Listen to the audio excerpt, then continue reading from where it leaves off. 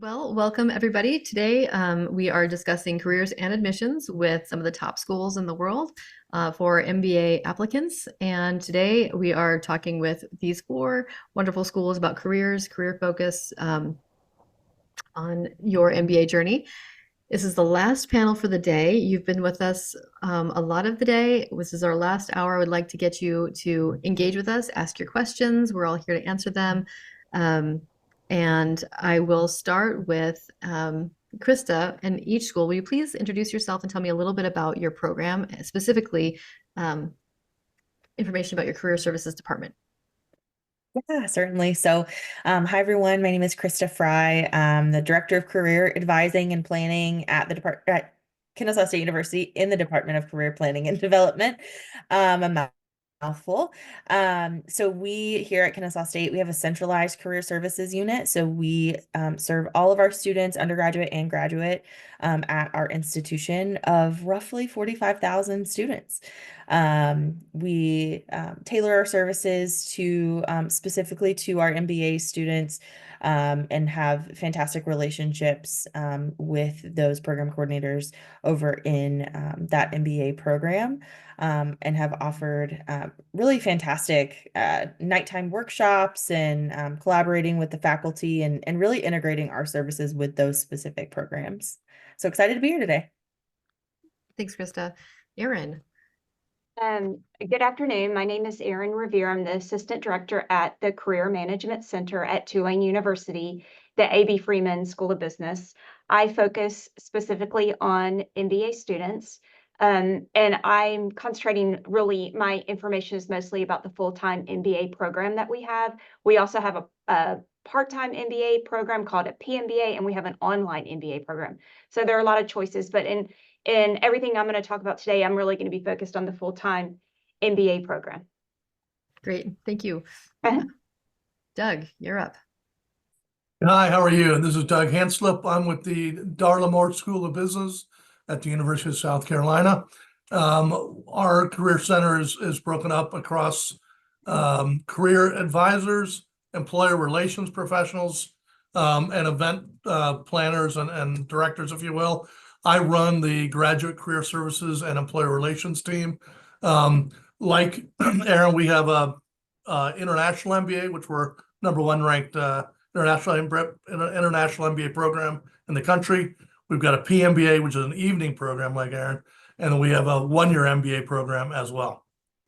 Great. Thank you. Adam, can you tell us a little bit about Haslam? Yeah. Welcome, everybody. My name is Adam Odell, and I'm the Director of Career Management for Graduate and Executive Education at the University of Tennessee Haslam College of Business. And so our department works very closely in conjunction with our graduate and executive education. So kind of across that portfolio, we work very closely in conjunction with our full-time MBA program. We also have a portfolio of specialty master's programs that we work in support. And then we, like my colleagues, have working professional programs, there's executive programs, and we have got online programs as well.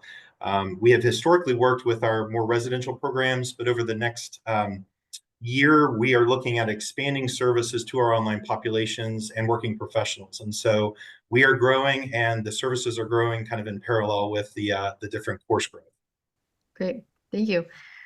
Well, Adam, let me stay with you for the next question, which is talking about industry trends. Specifically, I think most of our readers, at least, are asking about AI, data analytics, sustainable initiatives and impact. What are some of the trends that you're seeing that could be shaping the future of work for MBA graduates? Yeah, Heather, that's a great question. So, and I would say very closely aligned, some of the different components you brought up, very closely in line in kind of discussions that we are having internally, but also as we're hearing from our corporate partners and alumni of there is a large disruption going on right now with technology. And with AI being introduced, it is changing the face of how current jobs are operating in many cases, but also new jobs. And so companies are scrambling in many cases to figure out how to get in front of this. And there is still some pretty large question marks. And so, as we kind of think about, and I would say that this also kind of permeates across function and industry. And so as we're kind of looking at ways of supporting some of these advancements and changes, and again, disruption, what we're working to do with our MBA graduates is kind of helping them to kind of cultivate learning through experiential kind of opportunities. And, as we're hearing from companies, ambiguous, how do your students deal with ambiguous problems? How are they, analyzing data, but not only being able to analyze data, but how do they package that in a strategic way to communicate with different levels of and different constituent groups? How are they able to kind of come in from a strategic place of curiosity? And so we're really doing a lot of training and kind of helping our students to know kind of cross-functionally across areas of business how to look at problems, but how are they able to then incorporate some of those more kind of consulting tactics, and working with businesses to apply some of these skills, to develop, some of that knowledge base as they're moving in. I mean, we're really in the business of preparing people right now for roles that might not exist. And so it's kind of how do we stay in front of that? And really our program is working more kind of on that hands-on way, getting them in front of industry and having them do what they're learning in the classroom. I would say we're incorporating a lot of coursework around AI technology, some of those elements as well. And so how are we training our students to be good stewards of resources in general, and not fully relying on a tool like ChatGPT, for example, but how are they, putting the knowledge base behind some of these tools, which is, again, what we're hearing from industry. So just a couple of points that are coming up kind of at the top of my list right now. Right, and responsible use of the tools. And this is interesting. It's the second time ambiguity has come up today. And it almost seems like business schools have to stay nimble, stay agile, and maybe potentially add psychology classes to a core curriculum to get us through this. Krista, how about for you? What are you seeing in terms of career trends? Yeah, absolutely. I think Adam was absolutely spot on. Within the next 5 years, I think we're going to see the job landscape change quite a bit.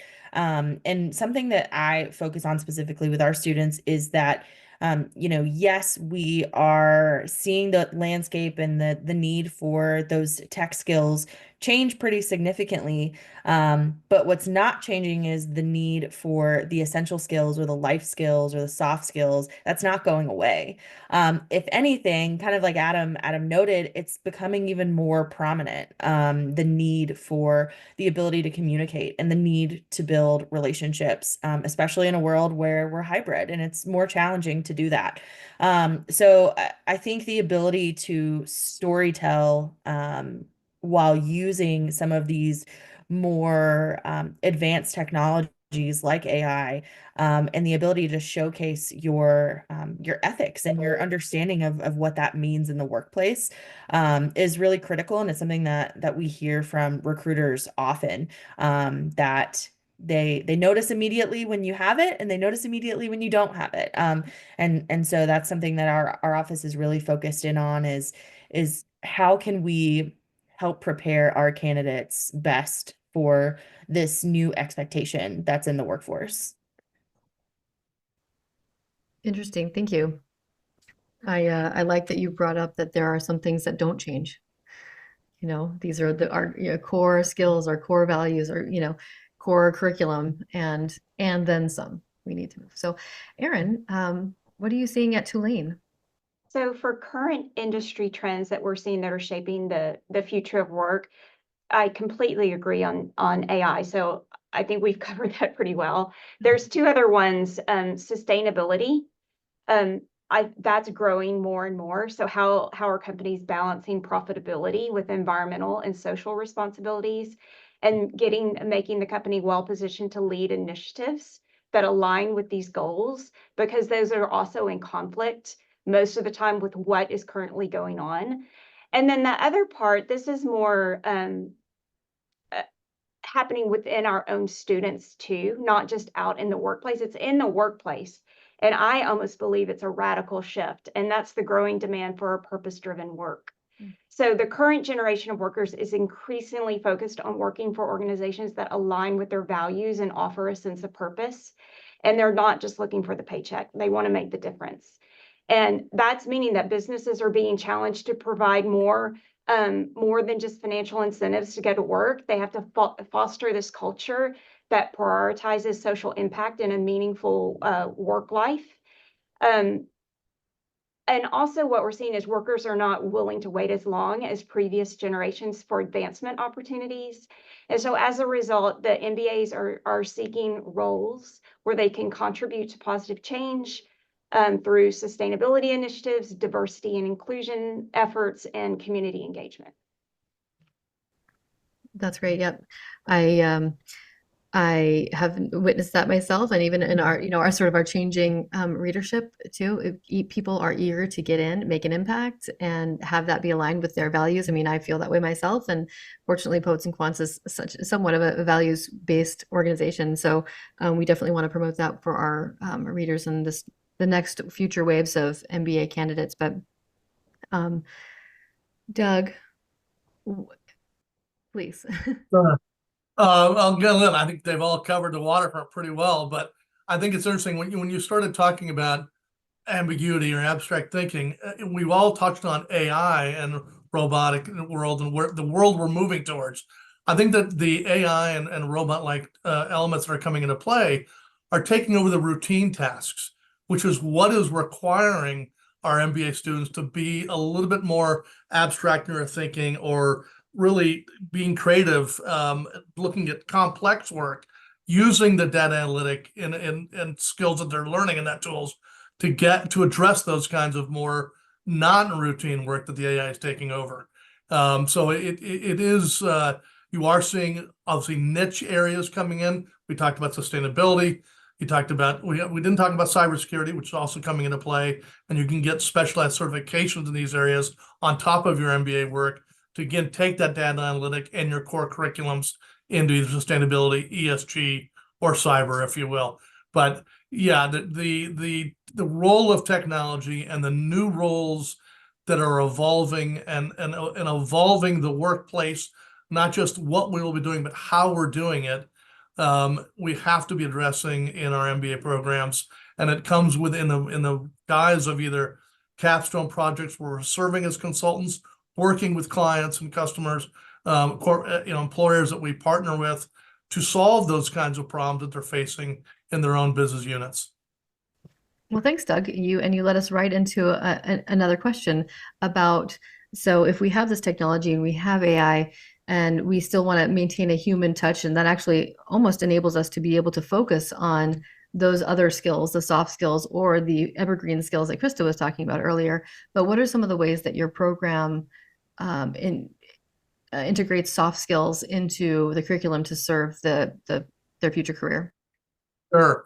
Well, again, I think I just touched on one, certainly with the capstone project, right? I think Adam mentioned our experiential learning, right? Experiential learning is how you're going to be able to take the new tools, take the new ways of doing business and try to apply them into whether it be marketing, supply chain strategy, or finance type complex problem. That's certainly one way. Also gearing internships, right? I mean, internships are your today's entry-level job. So if we, in our international MBA, we require an internship in the summer between the 2 years. And in those internships, we're seeking out employers where they can leverage these new tools, have them push the bounds of things they're using or learning outside the classroom. And that's critical thinking. That's collaboration. That is teaming.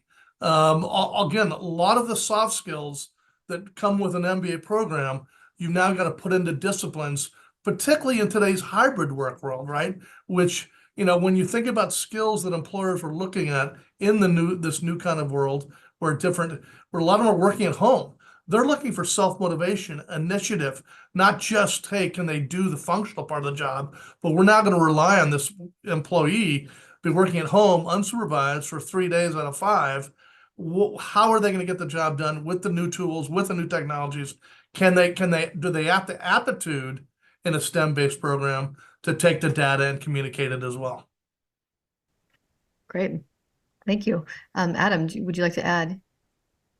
Yes, and very much as Doug mentioned, I think it's creating those opportunities for our students to be able to wrap their hands around as close to the way it works in industry as possible.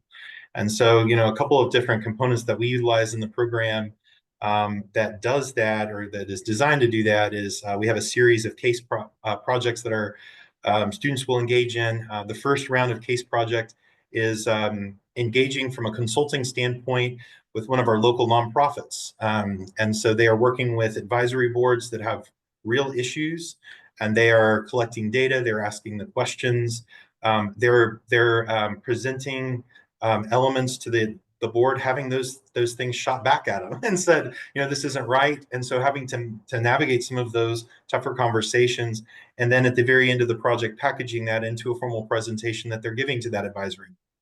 Then we will move them into doing a series of these with industry partners as well. And so I think it's ways of just training them how to come in. And another thing I would mention is the importance of collaboration. And so, so much of what we do and what happens in the business world does not happen in a vacuum. And so training our students how to play in different types of sandboxes, and how do you mitigate the issues that are going to come up as part of a collaborative project, for example. If there's a breakdown or somebody's, schedule changes and you need this piece of, the assignment done, how are you kind of managing some of those communications in group? And so there's a lot of different kind of components that we're utilizing, again, to create those real world experiences as closely as aligned to what they are going to encounter when they enter the workforce as possible. Great, thank you. So Krista, so we've got capstone, case studies, internships. I mean, I'm sure that you have all of those at Kennesaw State as well. But what are the other ways that you might be adding soft skills into the curriculum? Yeah, I think those are all fantastic examples. One thing I would add at Kennesaw State, so we have over 14 student-led organizations that our MBA students can join. And I think that these student organizations, like our Women in Technology, Finance and Payments, I think that these student organizations allow students a simulated environment to take what they're learning in the classroom and then apply it with their peers outside of the classroom.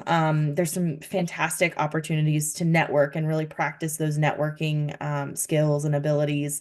And even for our students, that have had maybe 9-10 years of work experience as they enter our MBA program, to now network with new folks in a new environment really helps them to build those soft skills and in a lot of cases reinforce that, wow, okay, I have these life skills. I do have something to contribute to the workforce, and I have something that I'm gaining through this MBA program.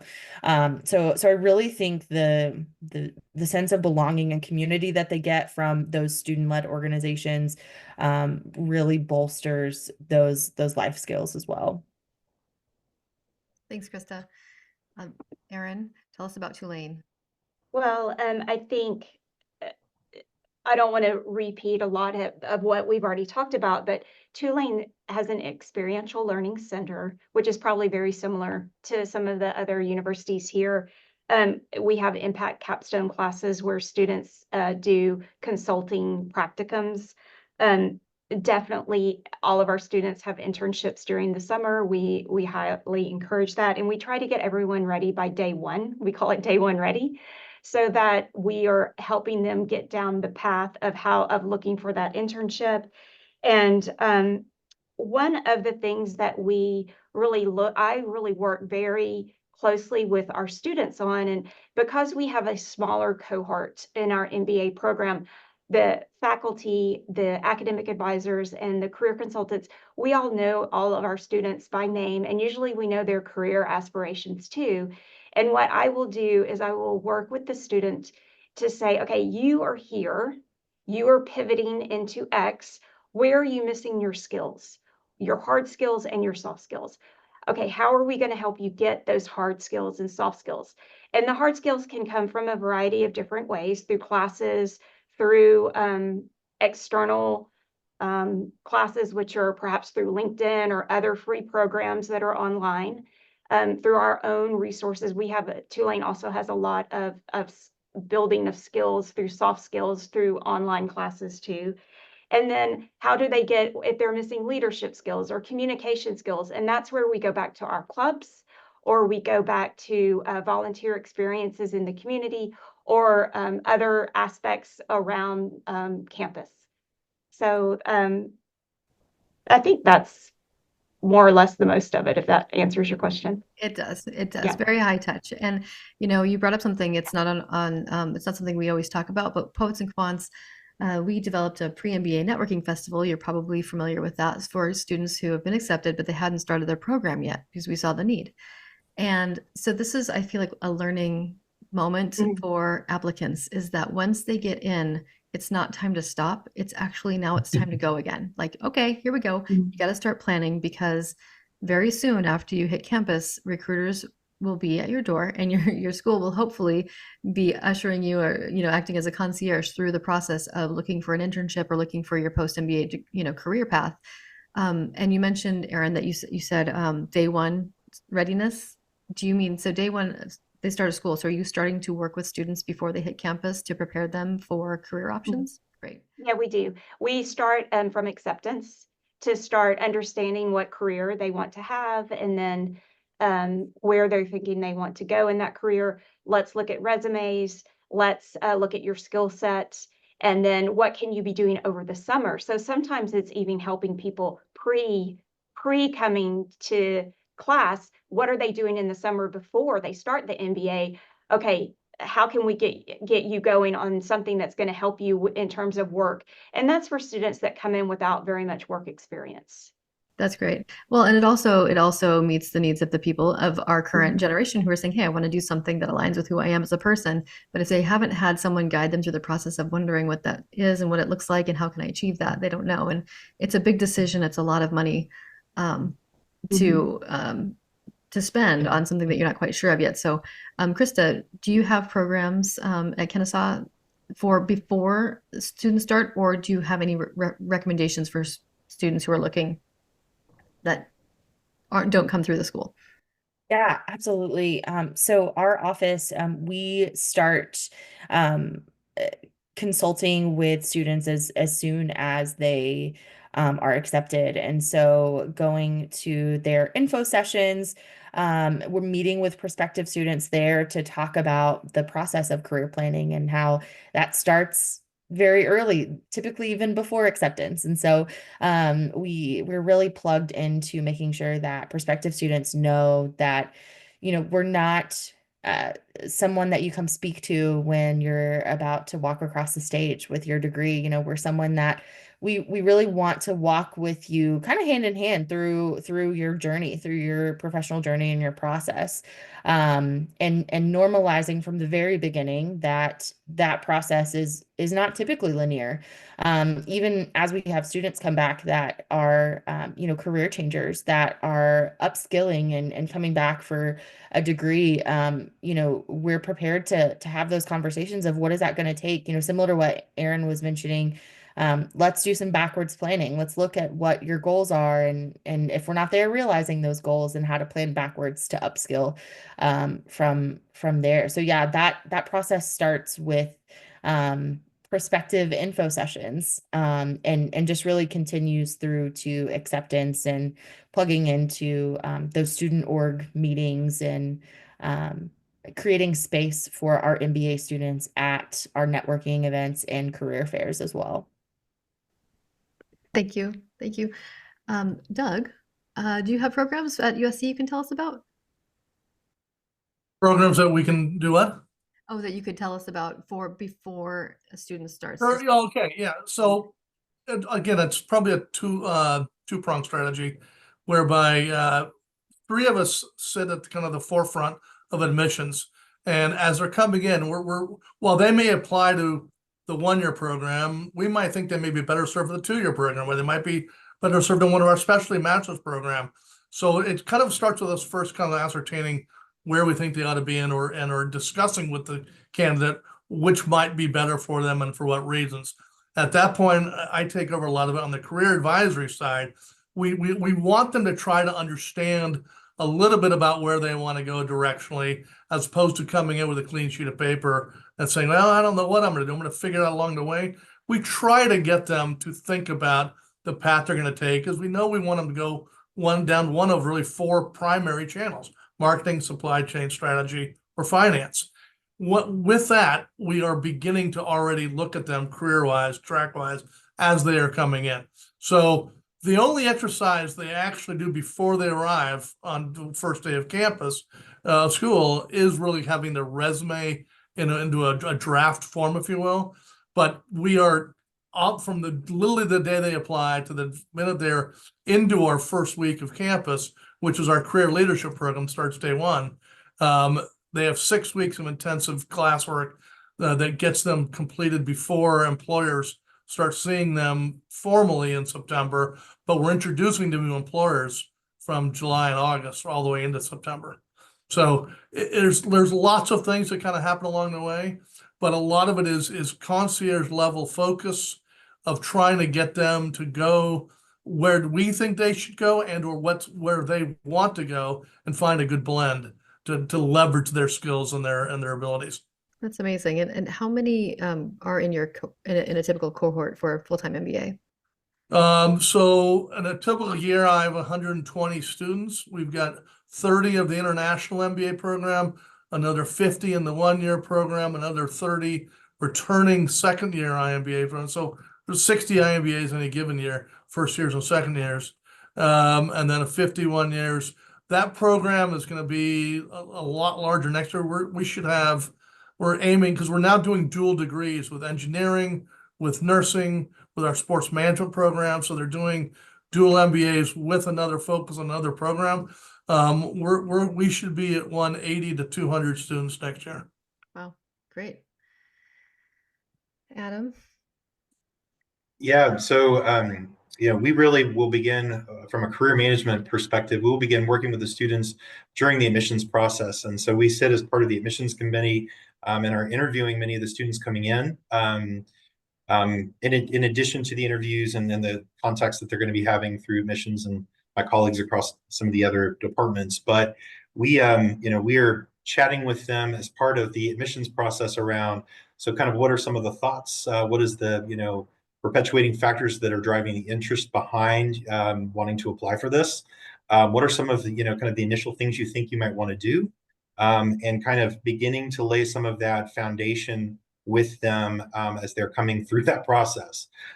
We will begin with admitted students, working with them formally through a series of required modules that each of them they need to complete before the program begins.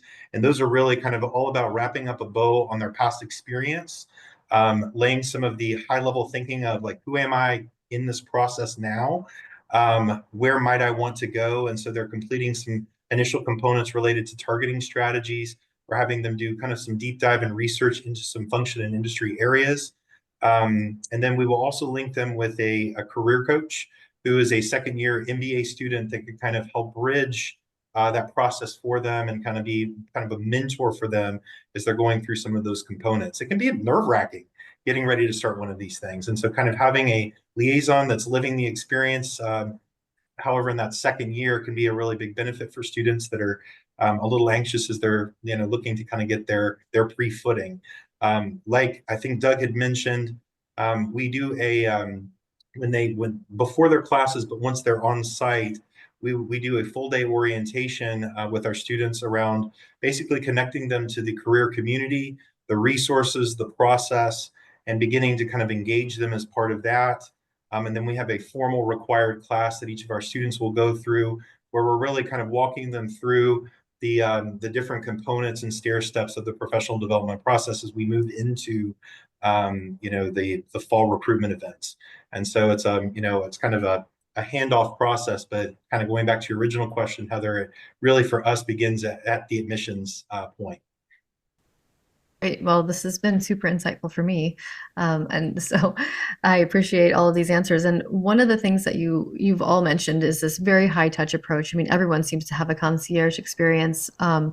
When you're looking at international students and veterans, international students could be maybe 20 to 50% of your student body. And we get a lot of questions on how schools can help prepare international students for careers either in the United States or abroad. And also, if you wouldn't mind in answering the same question, could you talk about what you might do specifically for, if anything, for veterans active or active duty transitioning. Adam, I'll stay with you. Yeah, so kind of going back to the orientation conversation, we also within our onboarding and kind of pre-program have got, like, for example, international and veteran mentors that are kind of engaging our students. And we have got some kind of additional resources for those students that are looking to come in. You know, a US-based job search can be, you know, an overwhelming thing to think about for many candidates. And so kind of helping them to understand what, you know, kind of the H-1B visa sponsorship process looks like, giving them a pulse on companies that you know traditionally hire international students, and also I think also sharing a lot about kind of the demographics and kind of the outcomes related to the Haslam graduates. And so we've got a lot of data sharing that we'll do.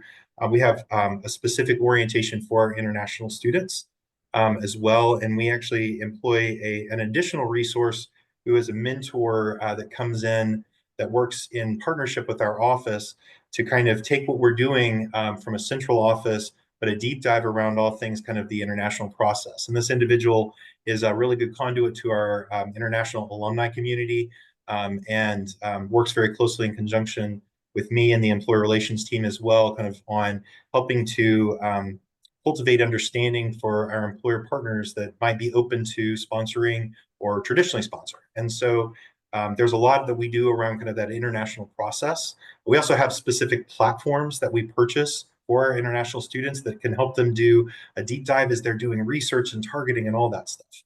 On the veterans side, we are providing a lot of support in, you know, helping to, first of all, help our veterans identify, you know, are you looking to pivot into civilian? Are you thinking about going back?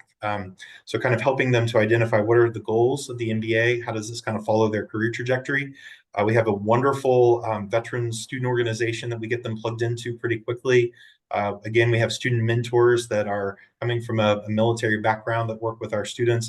And we actually have quite a, you know, we have a fairly robust number of veterans that come through every year. There's also a lot of specific events that employers will do for veterans as well. And then I would say kind of another thing that we really, you know, are providing a lot of information and participation in is the MBA Veterans Conference that happens every year. I think actually this week in Atlanta, Georgia, our team is going to be on site there. So that's, you know, it's just a lot of different ways of plugging them into the UT Haslam community, but also the national community, and helping them to kind of connect those dots and to support them along the way there. Great. Thank you. Krista. Yeah, I think something our university does really well, with such a large student body. We're really a big school that feels like a small school. And so the community support that we have is really just phenomenal. One thing I would say specific to international students and our veteran students, assisting them starts with the level of education that our staff and faculty have. And we're really intentional about ensuring that, I like to tell my staff, you have enough information to be dangerous. And so we really want to make sure that they are armed with the resources that these students have on campus.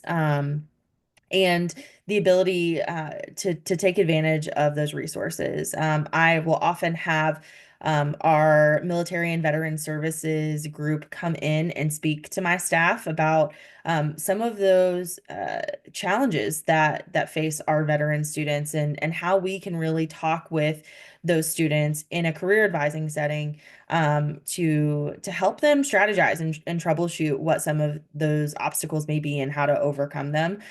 And then same with our international student population. We have a wonderful international student scholar services office.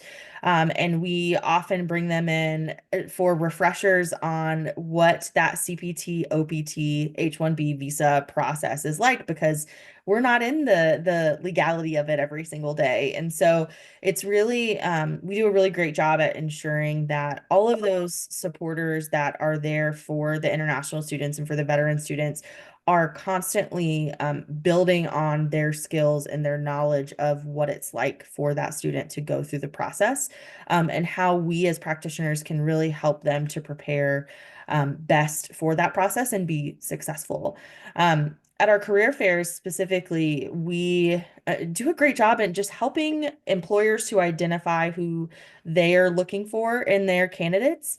And we have a system called Spot the Dot. And so every employer gets a sheet of stickers, and they can include each of those stickers. Offer sponsorship. We're military veteran friendly, and that they're looking for, those types of candidates. And I think that's ideal for any student that is seeking employment upon graduation, to be able to see their identity represented and being sought out from an employer. So yeah, just a ton of community and university support for our international and veteran students here.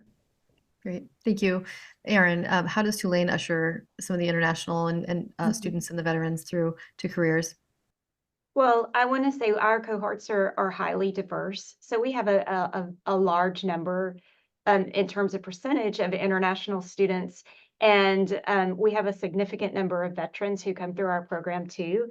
So for international students, it starts with understanding where they're coming from, what country they're coming from, and their goals for what they want to do. So do they want to stay in the US? Do they want to go back to their home country? Do they want to work in a different country to those two countries? And then once we understand that, understanding, as Krista was saying, do we have employers specifically who are friendly towards specific nationalities, and helping them make those connections with those employers. Perhaps some international students sometimes need help with skills, communication skills, or cultural skills. And so we help them through understanding American culture versus whatever culture the student is coming from. And that can be a significant barrier to networking and to job search, is the cultural component. Different countries do things different ways. And how do we help our students adapt to the way that it's done here? And also for US students going abroad, how do they adapt if they want to go get a job in Australia or France? So we use different programs and have online resources to help them. I also, on the veteran side, I wanted to say, on that side, in addition to programs, also, we do a lot of work one-on-one with coaching in terms of how does their past career relate to the future. So what I've seen in the past for veterans sometimes is they feel like, I got to completely throw all that away. And no, you do not need to throw anything away. You have excellent skills. I need to teach you the language for how you talk about your skills. I know you called it whatever you called it in the military life, but over here, we're going to call it something else, and no one's going to care that we're calling it that. Right. And so we just try to work individually with each student to meet them where they are and get them where they need to go. Right. And it seems like actually what you're talking about, the language of business, it changes, whether you're a military veteran or if you're going back in after or pursuing a new career after 5 or 10 or 20 years, the language changes. So, all right, well, we have 7 minutes left, and I want to give everybody enough time to let people know if and how they can connect with your career services if they have any questions before applying. But I would love to ask you to close with the most important or advice for applicants on what's the most important thing to consider when selecting a program to apply to, or ultimately selecting the program that you go to. So I didn't skip you, Doug. Did I skip you on the military question? But I'll try to address it correctly if you want. Sorry. So look, we're the #1 internationally ranked business school for a reason. We do have both a very big international presence overseas, going both ways, if you will. But you couldn't pick two broader universes, veterans, international, in terms of how the market receives them is extremely binary in many ways, right? So it's very, very different resourcing and different focus. I think Aaron was beginning to touch on exactly how we think about it, which is military come in with extremely strong leadership skills. They've got good finance generally. They've got very international students tend to come in with strong STEM backgrounds, strong quantitative skills, strong analytical skills, and to try and find the paths that those two different skills, not just international or domestic skills, go to tend to lead themselves, if you will. And so we try to craft those paths and help them find those paths. Resource-wise, yeah, from the legal end, as Chris was talking about, we have a whole international student services office. The rules and regs and laws change daily, way beyond just visa statuses, if you will, the number of hours they have to work, different things. It's very, very important for international students to understand all the nuances what goes to that. And of course, trying to find those employers willing to hire them. I actually can't believe, I don't know if any of y'all went to National Black MBA, but National Black MBA had a literally what's the word I'm looking for? Kind of a black box warning. International students won't be hired at this conference. And I couldn't believe they would put the disclaimer out there to just fully block. So you have to do a lot more effort for an international student to not just leverage your alums, leverage your network, leverage your professors. We tell them basically to spend more time networking than applying and getting in that way than anything else. Veterans, somewhat the same way, but again, crafting and going to, as Adam suggested, the veterans conferences, all the resource conferences that you can go to, if you will. So to answer your last question about what to do about finding our schools, you will, look, I think I touched on it earlier. Yes, people come to an MBA to either get a more compensation, greater career progression, to learn personally and to grow and develop into managers they may want to be. And all of that, I think Adam touched on that way long ago, all that becomes with knowledge of self. The more knowledge of self one can have going into the process of finding your MBA ideal school, the better you'll be. Because it does matter which region you're going to do, what programs do they have, where do their alumni go, what functional areas do they succeed in well. Each school does that well. If you're going to go into New York investment banking, I probably wouldn't pick South, not that we don't pet them there, but I would probably go to NYU or somewhere out in the Northeast where Wall Street tends to hire from. We will have our own strengths, if you will. So you've got to think about your school's location, your school's strengths, your school's industry strengths, and those things, and which all of that involves a lot of knowledge of self to try and find that directional keys to begin the process. Great. That answer the question? That was perfect. And I'm sorry, and I'm glad I thought, I'm missing Doug here. Important. It seems like we could have actually a whole panel on just international, where to go from there. So I'm with enthusiastic nodding. I'm going to put that on our agenda. And thank you for that candid advice, Doug. So know yourself and then know the strengths of the school you're applying to. Find that out. And that's what we're doing here at Center Court. So I'm still open to another couple of questions. It sounds like we don't have many, which means I think we're doing a good job. But Aaron, can you answer this question for us too? What advice would you have for MBA applicants in their school selection process? I think it's important to go beyond the rankings. So I'm following in Doug's footsteps on what he has said. Just find the program that aligns with your own values and your career goals. Visit the campus if you can at all. Meet the faculty. Talk to the current students. Talk to the alumni. And your decision should really be rooted, as Doug was saying, not only in what you want, but where you are going to be challenged to grow and expand your perspective. I mean, 3 things you really should think about is the curriculum fit. Does the program have the courses and the experiential learning that aligns with where you're trying to go? I also talk a lot about geography. Where do you want to live? That also is a key factor in the industry that you're pursuing and the place where you're getting your MBA. What's the network and alumni support like? What's the flexibility and personalization of the program? Can you tailor it? Are there joint degrees? Like one of the other speakers was saying, what kind of joint degrees are offered? Does that make sense? Can you have specialized concentrations? All of that's really important to look at that and find a school where you can achieve your career ambitions, but also pushes you to become well-rounded, socially responsible, and a good leader. So yeah, that's what I would recommend. Wow, you guys are good with this one. So curriculum fit, is it the right program, geography, and where will you grow? Krista, same question for you. I would completely agree with Aaron and Doug. I would also say that so often in any graduate school search or job search even, we get stuck in this mentality of we're yearning for that acceptance, right? So we're yearning to be accepted into an MBA program.